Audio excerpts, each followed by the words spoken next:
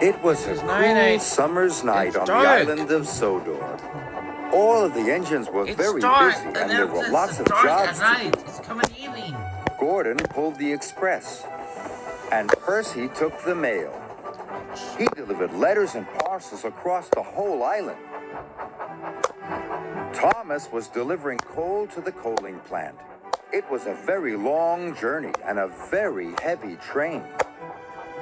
Thomas worked all night puffing through the countryside. At last, Thomas had delivered all the coal. He was very tired. "I'm puffed out," said Thomas. "I wish I'd had some help delivering the coal." "Pah," huffed Gordon. "A really useful engine doesn't need help." Then Sir Topham had arrived. "I need an engine to run 3 special deliveries for me," Sir Topham had said. "I can do it," puffed Thomas. He was tired, but he wanted to prove he was a really useful engine. "Very well, Thomas. You must take some chickens to the market, sheep to the farm, and the children to school." "That's a very big job for a small engine," chuffed Gordon. "You're bound to need some help." This made Thomas cross. "Tank engines don't need help," snapped Thomas. "We're really useful." And he puffed away.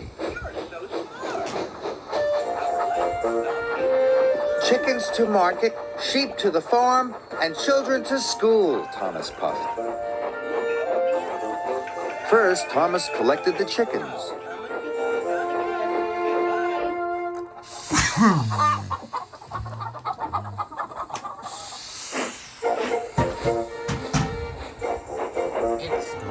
Next, Thomas puffed into the valley. All the sheep were waiting for him. "Come on," Thomas panted to the sheep. "I'll take you to the farm."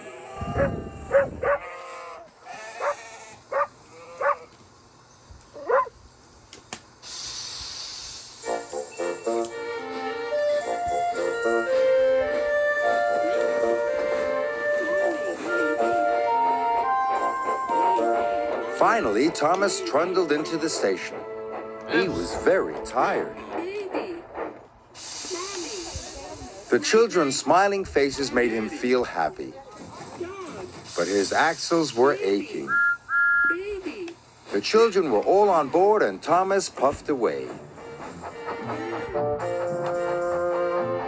Thomas puffed up Gordon's Hill and through Henry's Tunnel. It was a very long way. His pistons were pounding and his axles were aching, but Thomas kept puffing. "Chickens to market, sheep to the farm, children to school," Thomas panted.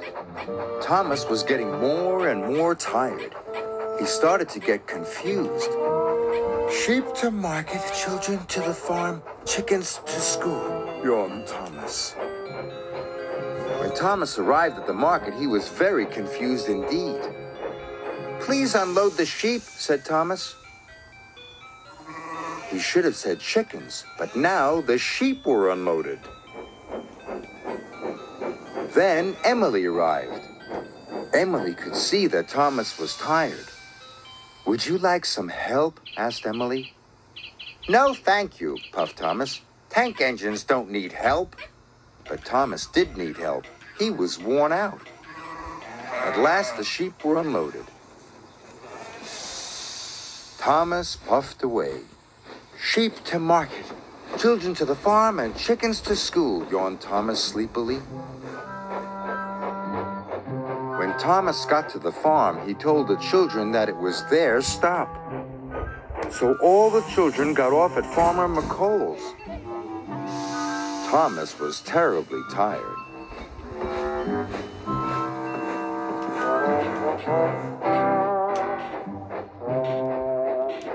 Finally, Thomas arrived at the school. Only the chickens were left. So the chickens were unloaded.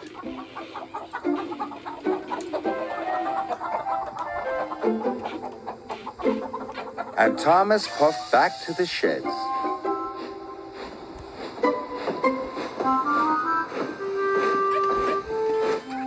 Sir Topham Hatt was in his office. He was getting lots of phone calls.